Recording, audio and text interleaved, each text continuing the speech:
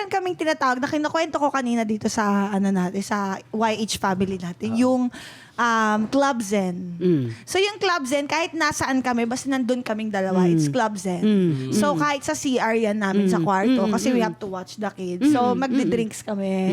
Hindi ko na sasabihin kung konti o marami. Basta Hindi, alam ko na yan. yes, di ba, te? Alam ko na yan, marami yan. Binuking ako. So, nagdi-drinks kami mag-asawa na kami lang or lalabas kami like mamaya kasi magre-regroup kami. Mag-uusap kami tapos sasabihin namin lahat nang hindi ma-offend yung isa't isa.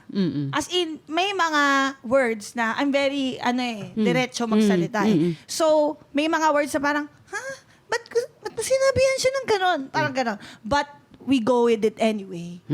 So, nag-uusap kami ng ganon.